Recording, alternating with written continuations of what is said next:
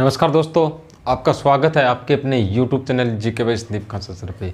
दोस्तों, एक बेहतरीन गुड न्यूज़ थी क्योंकि एचएससी के चेयरमैन भोपाल सिंह ने क्या न्यूज़ दी है भी जो आने वाला अगस्त यानी अगस्त में जो आने वाली भर्तियां उसका टाइम टेबल जारी किया जाएगा। मैं जब से लॉकडाउन से क्लास रिकॉर्डिंग कर रहा हूँ तब से बच्चों को कह रहा हूँ लगातार पढ़ते रहिए क्योंकि जब ही लॉकडाउन खत्म होगा एग्ज़ाम आएगा पक्का।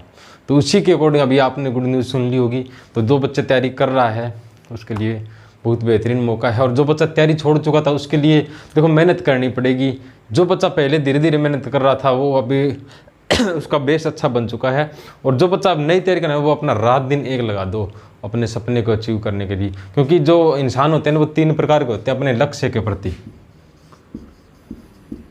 एक तो बंदा होता है जो इंसान होता है ना, जो चाहे वो स्टूडेंट लाइफ हो चाहे पर्सनल लाइफ हो, एक लक्ष्य की तरफ जो इंसान होता है ना वो एक पहला होता है, वो लक्ष्य निर्धारित तो कर लेता है भाई मुझे उस लक्ष्य तक जाना है, लेकिन वो सोचता है भी मैं उस तक पहुंचता हूं, लेकिन वो उस पर काम नहीं करता। दूसरा क्या होता है, दूसरा इंसान सोचता है लेकिन काम करता है उसके ऊपर भी मैं लक्ष्य तक पहुंचूंगा, लेकिन वो कुछ एक दिनों के लिए, लेकिन फिर वो छोड़ देता है अपने दूसरे लक्ष्य की तरफ चला जाता है। और तीसरा इंसान होता है ना वो लक्ष्य निर्धारित भी करता है और उस पर काम भी करता है लगातार कंटिन्यू, और जब तक लक्ष्य वो अपना प्राप्त ना करे ना तब तक वह चैन से सोता नहीं, लगातार मेहनत करता रहता है।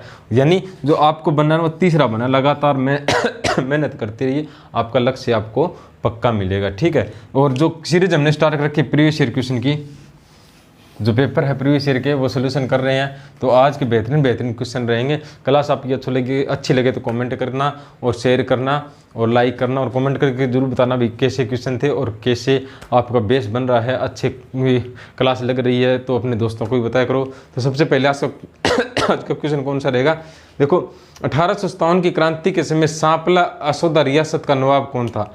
यानी सांपला और असौदा यानी 1857 की क्रांति के से सांपला असौदा रियासत का नवाब कौन था। असौदा रियासत का नवाब कौन था, कब, 1857 की क्रांति में। देखो बच्चों, पहले जो क्वेश्चन आते ना वो नॉर्मल क्वेश्चन आते थे, ठीक है, लेकिन अब क्वेश्चन क्या अच्छे पूछने लगी है, बहुत डीप क्वेश्चन पूछने लगी है, तो आपको अच्छे से तैयारी रखनी पड़ेगी। सांपला असौदा 1857 की क्रांति में नवाब कौन था, तो ऑप्शन देखो इसमें कौन है, इलाही बख्श, नार सिंह, अजीत सिंह, इनमें से कौन नहीं। तो इसमें 1857 की क्रांति में के समय कौन था सांपला और असौदा का, तो इलाही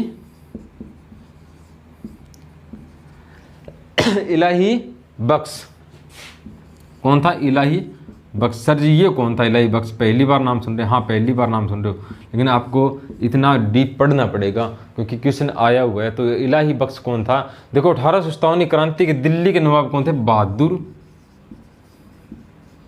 बहादुर शाह जफर।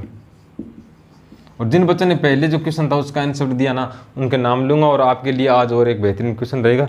तो बहादुर शाह जफर थे ना, इनकी पत्नी जिन्नत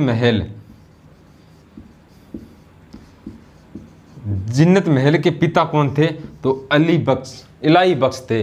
और कहाँ के नवाब थे, सांपला असौदा कहाँ पर रहेगी ये रहेगी रोहतक और झज्जर के बीच में, रोहतक और बहादुरगढ़ के बीच में कह सकते हैं, रोहतक और बहादुरगढ़ के बीच में सांपला असौदा। 1857 क्रांति में यहाँ के नवाब कौन थे, तो इलाही बख्श थे। और कौन थे ये, बहादुर शाह जफर की पत्नी जिन्नत महल। ये क्वेश्चन भी पूछा गया था, बहादुर शाह जफर की पत्नी का क्या नाम था, तो जिन्नत महल। तो इनके पिता कौन थे, इलाही बख्श। और इन्होंने 1857 क्रांति के समय किनका सहयोग किया था, तो अंग्रेजों का सहयोग किया था। इन्होंने दोनों हाथों में लोटा रखा था, कहते हैं ना भी दोनों हाथों में लोटा रखना। तो इसने बहादुर शाह जफर को भी उकसाया था भी आप अच्छा नेतृत्व नहीं कर रहे हो। यानी उनकी जो खबर थी ना वो किन को दी थी, अंग्रेजों को दी थी। किसने, इलाही बख्श ने। अब मैं तो अपनों ने लूटा गैरों में कांदम था, वही बात हो गई ना। यानी जब अपने गद्दार हो तो निश्चित हार पक्की होती है, क्योंकि रावण भी ना अपने भाई विभीषण के कारण आ रहा था, ना कि राम के कारण आ रहा था। ठीक है। तो यानी इलाही बख्श ने अंग्रेजों को खबर दी थी भाई जो बहादुर शाह जफर है ना इसकी पावर, सबसे ज्यादा पावर शक्तिशाली कहां पर है और कमजोर कहां पे है। और जब बहादुर शाह जफर को गिरफ्तार किया गया था ना हुमायूं के मकबरे में, तो ये खबर किसने दी थी कि बहादुर शाह जफर जो हुमायूं के मकबरे में है, तो वो इलाही बख्श ही था जिसने अंग्रेजों को ये बताया था कि बहादुर शाह जफर कहाँ है, हुमायूं के मकबरे में है। तो यानी किसने क्या था, सांपला असौदा के नवाब कौन थे 1857 की क्रांति के समय, तो कौन थे तो इलाही बख्श। अगला कौन सा ऑप्शन है, नार सिंह। नार सिंह कहाँ के नवाब थे, बल्लभगढ़ के, बल्लभगढ़ के नवाब थे कौन, नाहिर सिंह। यानी आज का पहला क्वेश्चन कौन था, सांपला असौदा 1857 की क्रांति में यहाँ के नवाब कौन थे, तो इलाही बख्श। आपको ये याद रखना कौन थे, जिन्नत महल के पिता बहादुर शाह के ससुर जी, और हुमायूं के मकबरे में बहादुर शाह जफर छिपे हुए थे। ये अगर जो खबर किसने दी थी, इलाही बख्श ने। नार सिंह कहाँ के नवाब थे, बल्लभगढ़ के नवाब थे। अगला क्वेश्चन हमारा कौन सा रहेगा, देखो क्लास अच्छी लगे ना कमेंट करके बताया करो और लगातार पढ़ते रहो भी। जो नौकरी है ना, नौकरी के बिना कुछ भी नहीं है, ठीक है। पढ़ाई के बिना कुछ भी नहीं है, नौकरी के बिना भी कुछ भी नहीं है, ठीक है। शाह कुली खां द्वारा निर्मित आराम ए कौसर बाग कहाँ स्थित है, आराम ए कौसर बाग कहाँ स्थित है, किसने बनवाया था, शाह कुली ने। किसने बनाया था, शाह कुली ने बनवाया था। कौन सा, आराम ए कौसर बाग। देखो मैं हर क्लास के अंदर आपको ये बताता हूँ भाई, जो शाह कुली थे, जो हुमायूं और अकबर के बीच में पानीपत का तीसरा युद्ध हुआ था ना, तीसरा युद्ध पानीपत का दूसरा युद्ध कब हुआ था, 1556 के अंदर। कौन सा युद्ध, दूसरा युद्ध किस किस के बीच में हुआ था, अकबर और हुमायूं, अकबर और एम्मू के बीच में। कौन सा युद्ध हुआ था, पानीपत का दूसरा युद्ध। तो एम्मू जब आंख में तीर लगने के कारण हाथी से गिर जाते, तो इसकी खबर कौन देता है, किसको, जो अकबर का सेनापति था बैरम खां को। कौन देता है, तो शाह कुली देता भी, एम्मू की आंख में तीर लगने के कारण यह कहां से गिर गए, हाथी से गिर गए और बैरम खां इनकी हत्या कर दिया। तो शाह कुली को कौन सी जागीर दी जाती है, कौन सा क्षेत्र दिया जाता है, नारनौल।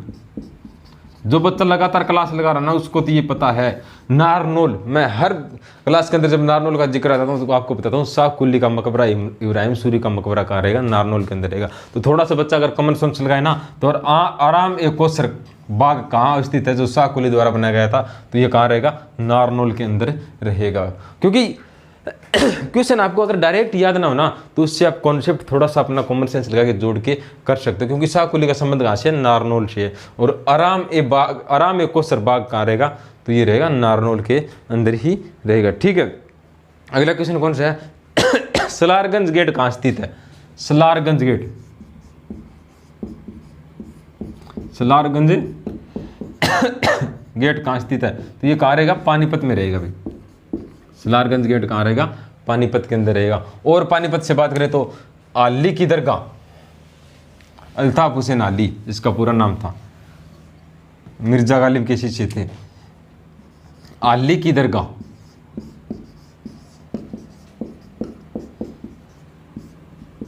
कहाँ रहेगी, पानीपत में। अली की दरगाह भी कहाँ रहेगी, पानीपत के अंदर रहेगी। और ऑप्शन इसमें कौन सा, देखो रोहतक, रोहतक की बात करें, रोहतक में क्या रहेगा, दिन्नी मस्जिद,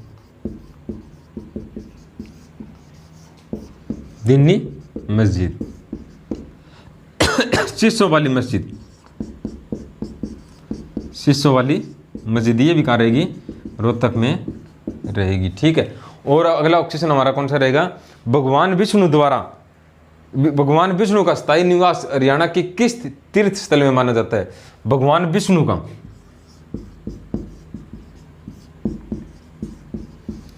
स्थायी निवास किस तीर्थ स्थल में माना जाता है, तो वो रहेगा, देखो ऑप्शन इसमें से कौन से हैं, प्राची तीर्थ, कुबेर तीर्थ, सन्निध तीर्थ और पेवा तीर्थ। तो कहाँ रहेगा इनका, भगवान विष्णु का जो स्थायी निवास है, तो वो सन्निध तीर्थ में, सन्निध तीर्थ में किसका निवास है, भगवान विष्णु का निवास है। और 7 सरस्वती नदियों का संगम, 7 सरस्वती नदियों का संगम, तो कहाँ रहेगा, वो भी सन्निध तीर्थ में रहेगा, ठीक है। यानी क्वेश्चन क्या पूछा गया, भगवान विष्णु का स्थायी निवास किस तीर्थ में है, तो वो रहेगा सन्निध तीर्थ के अंदर। और अगला क्वेश्चन कौन सा रहेगा हमारा, चैतन्य महाप्रभु का संबंध हरियाणा के किस तीर्थ से है? चैतन्य महाप्रभु का संबंध, चैतन्य महाप्रभु का संबंध हरियाणा के किस तीर्थ से है?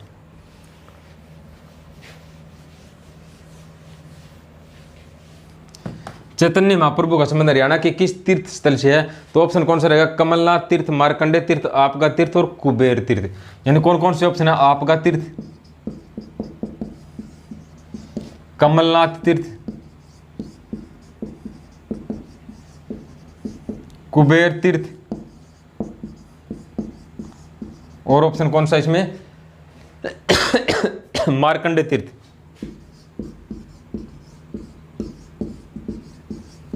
ये चारों तीर्थ कहाँ रहेंगे, ये रहेंगे कुरुक्षेत्र के अंदर। भाई कुरुक्षेत्र में आपका तीर्थ भी कहाँ है, कुरुक्षेत्र के अंदर। कमलनाथ तीर्थ भी, कुबेर तीर्थ भी, मार्कंडे तीर्थ। चैतन्य महाप्रभु का संबंध किस तीर्थ से है? तो वो रहेगा कुबेर तीर्थ से रहेगा। ठीक है, यानी मार्कंडे ऋषि का संबंध आ जाए किस तीर्थ से, तो मार्कंडे तीर्थ से। मार्कंडे नदी के ऊपर ये तीर्थ रहेगा, कहाँ पे, कुरुक्षेत्र के अंदर। ठीक है, अगला क्वेश्चन हमारा कौन सा रहेगा, बेहतरीन क्वेश्चन आज के। क्लास अच्छी लगे तो कमेंट कर दिया करो और बता भी दिया करो भी अच्छी लग रही है।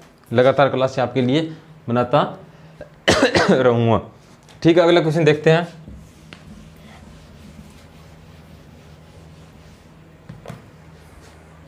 अगला क्वेश्चन कौन सा है, हरियाणा खाद्य एवं ग्राम बोर्ड की स्थापना कब की गई? हरियाणा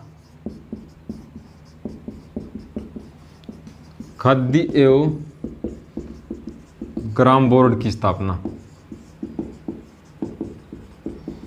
कब की गई थी? ऑप्शन इसमें देखो कौन कौन से रहेंगे।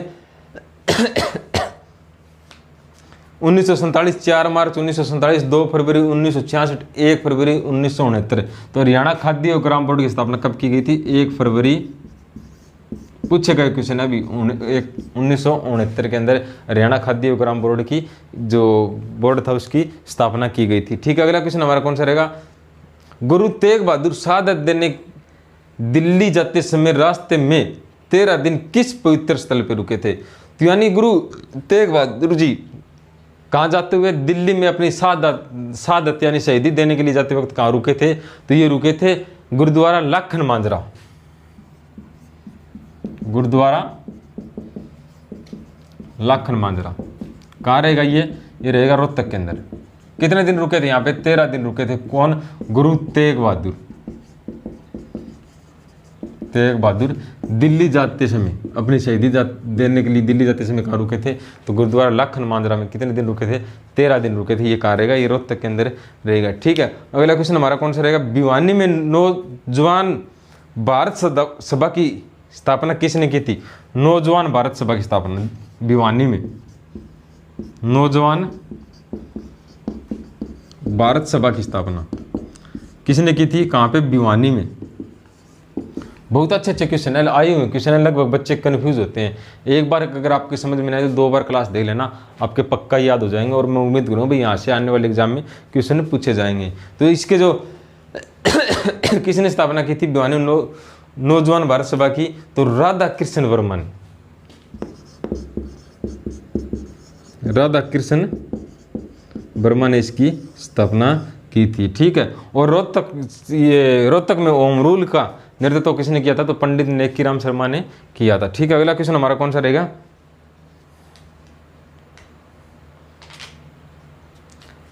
प्राचीन भारत में राजधानी होने का गौरव किस नगर को प्राप्त मिला?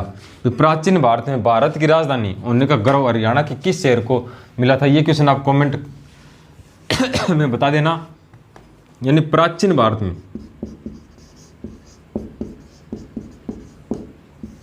हरियाणा के किस शहर को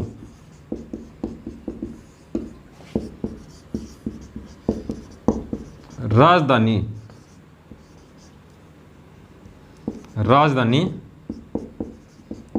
होने का गौरव प्राप्त हुआ? आपको ऑप्शन में नहीं दूंगा, थोड़ा सा कॉमन सेंस लगाओ। प्राचीन भारत में हरियाणा के किस शहर को भारत की राजधानी होने का गौरव प्राप्त हो? ये कमेंट करके आप मेरे को बता देना। ठीक है, अगला क्वेश्चन कौन सा रहेगा, निम्न में से हरियाणा का कौन सा प्राचीन नृत्य है? यानी हरियाणा का सबसे प्राचीन नृत्य कौन सा रहेगा? तो वो रहेगा धमाल नृत्य। हरियाणा का सबसे प्राचीन नृत्य आ जाए, हरियाणा का सबसे प्राचीन नृत्य तो कौन सा रहेगा? तो वो रहेगा धमाल। कब किया जाता है? चांदनी रात में, चांदनी रात में जब फसल पक कर तैयार हो जाती है, फसल पक कर तैयार हो जाती है तो कौन सा नृत्य किया जाता है? तो धमाल नृत्य किया जाता है। और कब से है धमाल नृत्य भारत हरियाणा के अंदर? तो कहते हैं महाभारत समय का भी, महाभारत काल का कौन सा नृत्य रहेगा? तो धमाल नृत्य रहेगा। तो और ऑप्शन इसमें से कौन से है? सांग नृत्य, खोरिया नृत्य और घूमर नृत्य। सांग नृत्य और खोरिया नृत्य या घोड़िया नृत्य भी कह सकते हैं, और घूमर नृत्य, घूमर नृत्य ये ऑप्शन रहेगा। क्वेश्चन का था हरियाणा का सबसे प्राचीन नृत्य कौन सा है? तो धमाल नृत्य रहेगा। ठीक है। और कब किया जाता है? चांदनी रात में जब फसल पक कर तैयार हो जाती है तो कौन सा नृत्य किया जाता है? धमाल नृत्य।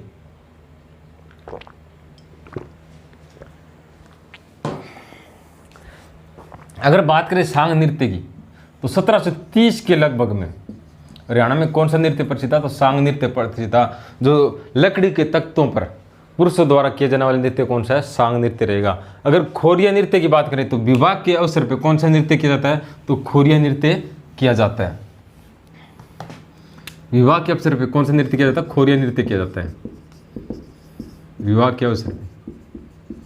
जब लड़की की बारात चली जाती है ना तो बाद में महिलाओं द्वारा जो नृत्य किया जाता है ना, जिसमें एक महिला क्या दूल्हे का रोल करती है और एक महिला किसका? दुल्हन का, तो वो नृत्य कौन सा होता है? खोरिया नृत्य होता है। देसी भाषा में इसे कौन सा नृत्य कहते हैं? टूंटा टूंटी नृत्य, टूंटा टूंटी नृत्य कहते हैं। देसी भाषा के अंदर कौन सा नृत्य कहते हैं? टूंटा टूंटी नृत्य कहते हैं। ठीक है। और घूमर नृत्य की बात करें ना, घूमर नृत्य होली के अवसर पे कौन सा नृत्य किया जाता है? तो लगभग कहते हैं घूमर नृत्य होली के अवसर पे किया जाता है। होली के अवसर पे कौन सा नृत्य किया जाता है? घूमर नृत्य किया जाता है। ठीक है। उम्मीद करता हूँ क्वेश्चन अच्छे होंगे और आपको अच्छी क्लास लग रही होगी। अगला क्वेश्चन कौन सा है? मुझे तो संपूर्ण भारत की भूमि चाहिए, ये कथन किसका? बहुत बार करवा चुका हूँ। ये कथन किसने कहते? पंडित नेक्कीराम शर्मा ने क्या कहा था? मुझे तो संपूर्ण भारत की भूमि चाहिए, मुझे तो संपूर्ण भारत की भूमि चाहिए, कथन किसने कहे थे? तो पंडित नेक्कीराम शर्मा ने कहे थे। नेक्कीराम शर्मा ने। इनका संबंध कहाँ से है? तो इनका संबंध रहेगा भिवानी से। भिवानी से किनका संबंध रहेगा? पंडित नेक्कीराम शर्मा का संबंध भिवानी से रहेगा। ठीक। और उनकी पत्रिका कौन सी थी? तो संदेश। कब प्रकाशित हुई थी? 1930 में। कहाँ से? भिवानी में, उर्दू भाषा के अंदर ये प्रकाशित हुई थी। इनका जन्म केलंगा गांव भिवानी के अंदर हुआ था। ठीक है। और जो प्रथम विश्व युद्ध हुआ था तो भारतीयों की तरफ से जो सैनिक भर्ती हो रहे थे उसका विरोध किसने किया था? तो पंडित नेक्कीराम शर्मा ने किया था। लेकिन महात्मा गांधी ने क्या किया था? सैनिक भर्तियों का सहयोग किया था। ज़्यादा से ज़्यादा भारतीय लोग सेना में भर्ती हो, इसलिए महात्मा गांधी क्या कहा जाता है? सेना में भर्ती कराने वाला सार्जेंट। किसे कहा जाता है? गांधी को कहा जाता है। ठीक है। और ऑप्शन इसमें कौन से है? श्री राम शर्मा, छोटू राम। श्री राम शर्मा की बात करें तो इनका संबंध कहां से रहेगा? झज्जर से रहेगा भाई। श्री राम शर्मा का संबंध कहां से रहेगा? झज्जर से। श्री राम शर्मा, इनका संबंध कहां से है? झज्जर से। इनकी पत्रिका पूछी जाती है, कौन कौन से रहेगी? हरियाणा का इतिहास, हरियाणा का इतिहास, हरियाणा नवरत्न, हरियाणा नवरत्न और हरियाणा तिलक,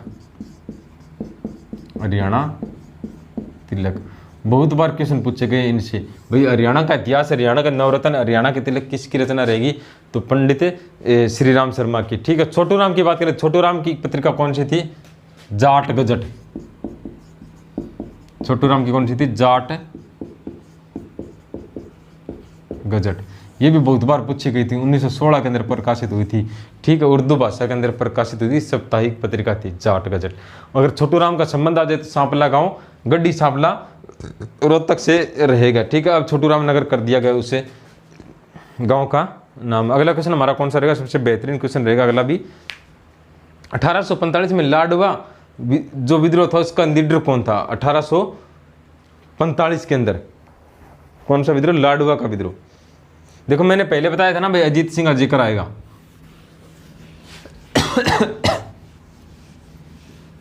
1845 के अंदर लाडवा का विद्रोह होता भाई, अंग्रेजों के विरुद्ध।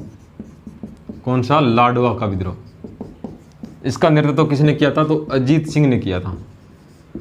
अजीत सिंह ने। कौन से नेतृत्व का? 1845 के अंदर। अगर आज 1818 के अंदर जो नेतृत्व हुआ था, कौन सा हुआ था? 1818 के अंदर रानिया और छछरौली का। रानिया और छछरौली का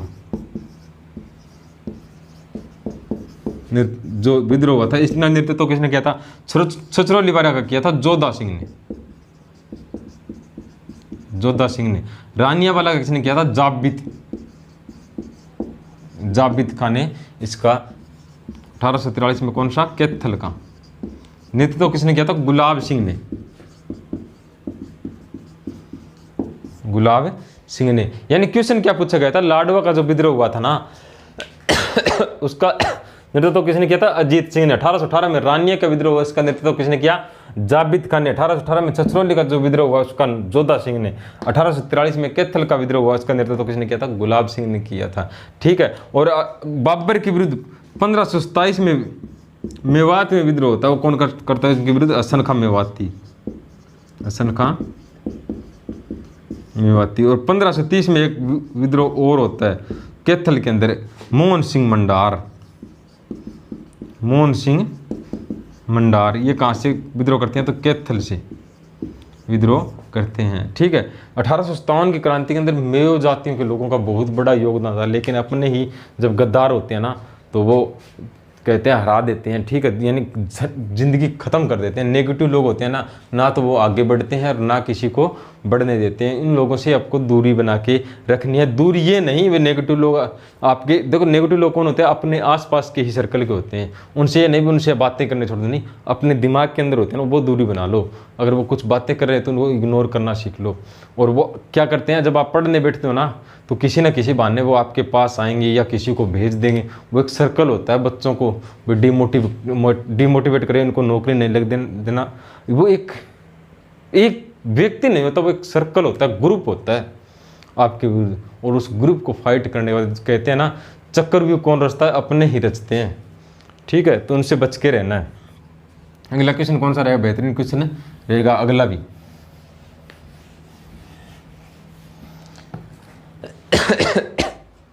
रक्षाबंधन के अवसर पर किस जिले में बाबा खेड़ेवाला का मेला लगता है? रक्षाबंधन के अवसर पे भी, रक्षाबंधन के अवसर पे किस जिले के अंदर बाबा खेड़ेवाले का मेला लगता है? तो किस जिले के अंदर लगता है? ये भिवानी के अंदर लगता है। भिवानी में कौन सा मेला लगता है? बाबा खेड़ेवाले का मेला लगता है। किस अवसर पे? रक्षाबंधन के अवसर पे। ठीक है। और पानीपत से मैं जिक्र कर ले तो पानीपत भी ऑप्शन रहेगा। पानीपत माता पाथरी देवी का मेला। माता पाथरी देवी का मेला कहाँ रहेगा? पानीपत में। कलंदर मजार का मेला, कलंदर मजार का मेला कहाँ लगता है? ये भी पानीपत में लगता है। और ऑप्शन इसमें से कौन से हैं? अंबाड़ा, कुरुक्षेत्र। ठीक है। कौन कौन से रहेंगे? अंबाड़ा और कुरुक्षेत्र रहेंगे। देखो मैंने बता दिया भाई, जो पानीपत में पाथरी माता देवी का मेला, कलंदर मजार का मेला, पानीपत में बाबा खेड़ेवाला का मेला कहाँ लगता है? पानीपत में। अगर कुरुक्षेत्र में आ जाए, कुरुक्षेत्र भी ऑप्शन के अंदर है। कुरुक्षेत्र में पेवा का मेला, पेवा का मेला कहाँ लगता है? कुरुक्षेत्र के अंदर। ठीक है। जिसका जो प्राचीन नाम है पृथ्वोदक है। और यहाँ से क्या मिला है? अभिलेख मिला है, राजा भोज का अभिलेख, जिसमें क्या पता लगता है भी जो पेवा था ये प्राचीन समय में क्या था? घोड़ों के व्यापार का एक प्रसिद्ध केंद्र रहेगा। अगर अंबाला से आ जाए तो शारदा देवी का मेला पूछे गए क्वेश्चन है ये अंबाला से। शारदा देवी का मेला कहाँ लगता है? अंबाला में। ठीक है। यानी चारों के चारों क्वेश्चन पूछे गए हैं। उम्मीद करता हूँ आपको अच्छे लगे होंगे। आपको ऑप्शन भी मैं साथ के साथ एक्सप्लेन कर रहा हूँ। अगला क्वेश्चन कौन सा रहेगा? सोनू निगम का संबंध किस जिले से है? सोनू निगम, गायकार, अभी प्रसिद्ध गायकार सोनू निगम का संबंध किस जिले से है? तो सोनू निगम का संबंध रहेगा फरीदाबाद जिले से। सोनू निगम, फरीदाबाद जिला। ठीक है, सतीश कौशिक का संबंध आ जाए ना, सतीश कौशिक, इनका संबंध कहां से रहेगा? तो महेंद्रगढ़ से, महेंद्रगढ़ से रहेगा। जगत जाखड़ का संबंध, तो इनका संबंध रहेगा झज्जर से। जगत जाखड़ का संबंध कहां से रहेगा? झज्जर से रहेगा। ठीक है, आपसे अगर पूछ दिया जाए और ऑप्शन इसमें कौन सा है? जींद, कैथल, कुरुक्षेत्र, फरीदाबाद। कुरुक्षेत्र से आपसे पूछ ले जाएंगे, कुरुक्षेत्र से, तो शाहबाद से। आप बता देना, शाहबाद में हॉकी खिलाड़ी है, कौन रहेगा? उसका नाम क्या रहेगा? हॉकी खिलाड़ी शाहबाद से। शाहबाद को हॉकी की नर्सरी भी कहते हैं। तो हॉकी से किस खिलाड़ी का संबंध रहेगा? शाहबाद से। महिला खिलाड़ी है भी, जो भारतीय टीम की कप्तान भी रह चुकी है। तो आप 2 क्वेश्चन मैंने आज आपको दिए हैं। पहला मैंने आपको बता दिया, दूसरा ये रहेगा भी शाहबाद से किस खिलाड़ी का संबंध है। ठीक है, वो साथ में अपने पापा का नाम भी लगाती है, इतना और बता दूंगा आपको। तो अगला क्वेश्चन हमारा कौन सा रहेगा? पूर्व हड़प्पा स्थलों को निम्न में से किसकी खुदाई में राजा का मुकुट मिला है? भाई जो राजा का मुकुट ना, वो कहाँ पे मिला है? राजा का मुकुट तो कहाँ पर मिला है? पूर्व हड़प्पा कालीन सभ्यता, यानी हड़प्पा से पहले का जो अवशेष मिले वो कहाँ पे मिले हैं? तो जो राजा का मुकुट कहाँ मिला? कुणाल फतेहाबाद से। कुणाल फतेहाबाद। और प्राचीन शहर कौन से रहेंगे फतेहाबाद के अंदर? बेडाना। ठीक है, बन्नावाली, ये कहाँ रहेंगे? फतेहाबाद के अंदर रहेंगे। ठीक है, और ऑप्शन कौन सा इसमें? अग्रवा, सूर्यदेव की मूर्ति और संगीत के 7 स्वर कहाँ से मिले हैं? तो अग्रवा से मिलेगी। महाराजा अग्रसेन की जो राजधानी वो कौन सी थी? अग्रवा थी। ठीक है, और टकसालें भी कहाँ से मिली है? अग्रवा से। टकसालें कहाँ से मिली है? अग्रवा से मिली है। उम्मीद करता हूँ दोस्तों आपको अच्छी क्लास लग रही होगी। कमेंट करके जरूर बताना। आज की ये क्वेश्चन थे हरियाणा जीके के। ठीक है, एक बच्चे का कमेंट आया था, ये सर आप प्रीवियस ईयर पेपर बता दिया करो। जो हमारी नेक्स्ट क्लास होगी ना, उसमें मैं आपको जो PDF दे रखे हैं ना, उसके अंदर बताऊंगा भी आज हम ये पेपर करने वाले हैं। ठीक है, और यह जो मैंने ग्रुप बना रखा ना, उस ग्रुप के अंदर आपको वो पेपर सेंड कर दिया जाएगा। भाई आज की क्लास में ये पेपर का सोल्यूशन करेंगे यहाँ। और कुछ बच्चों को कमेंट भी आए थे, सर जो प्रीवियस ईयर की हिंदी है ना, वो भी आप साथ के साथ में करवा देना। हाँ, कोशिश करूँगा दोस्तों, क्योंकि 5 या 7 क्वेश्चन होते हैं ना हिंदी के, उसके ऑप्शन के साथ में मैं आपको उनका सोल्यूशन भी करवाऊँगा। क्लास अच्छी लगे तो कमेंट करके बता देना और अपनी राय भी ज़रूर देना। ठीक है, और आपका सहयोग और आपका प्यार जो दिख रहा है ना, वो अच्छा है। जो बच्चे पढ़ रहे हैं, देख जैसे सुजाता शर्मा, दिनेश कुमार, अंचल चौहान, दिनेश चौहान, दीपक कुमार, संदीप कुमार, ठीक है, और पिंकी शर्मा, और जिन बच्चों का मैं नाम नहीं ले पाया, मैंने वो लिख तो रखे हैं लेकिन वो कॉपी नीचे रह गई। तो उन बच्चों ने जो आंसर दिया था, क्या पूछा था मैंने? यमुनानगर है ना, यमुनानगर किस मंडल के अंदर है? ये क्वेश्चन पूछा था, याद आ गया, भूल जाते कहीं तो। यमुनानगर, तो यमुनानगर रहेगा भाई अंबाला मंडल के अंदर। अंबाला मंडल में और कौन कौन से आते हैं? तो यमुनानगर, पंचकुला और कुरुक्षेत्र, ये 4 जिले किस में आते हैं? अंबाला मंडल में आते हैं। और करनाल मंडल की बात करें तो करनाल मंडल में कौन कौन से आएंगे? करनाल, पानीपत और कैथल। ठीक है, ये 5 में दोनों मंडल।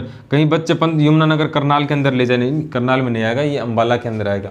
जिन बच्चों ने जो तैयारी कर रहे हैं उन्होंने बेहतरीन आंसर दिए हैं, और साथ में थोड़ा एक्सप्लेन कर दिया करो भी। मैंने जैसे आपसे यमुनानगर पूछा ना, तो आपकी प्रैक्टिस हो जाएगी। यमुनानगर किस मंडल में आता है? तो अंबाला मंडल में आते हैं। अंबाला मंडल में कौन कौन से आते हैं? तो यमुनानगर, पंचकुला और कुरुक्षेत्र। अगर 6 मंडल एक्सप्लेन कर सकते हो तो वो भी कर दिया करो। आज का क्वेश्चन मैंने क्या पूछा था आपको? 2 क्वेश्चन पूछे थे, उनका आंसर भी आप बता देना। मैंने एक तो शाहबाद के बारे में पूछा और एक क्वेश्चन पहले मैं आपसे पूछ चुका हूँ, तो उनका आंसर आप दे देना, एक्सप्लेन कर देना पूरा का पूरा। अच्छा लगता है, ठीक है। तो क्लास बता देना कमेंट करके कैसी लग रही है। तो आज की क्लास का यहीं समापन करते हैं। जय हिंद, जय भारत।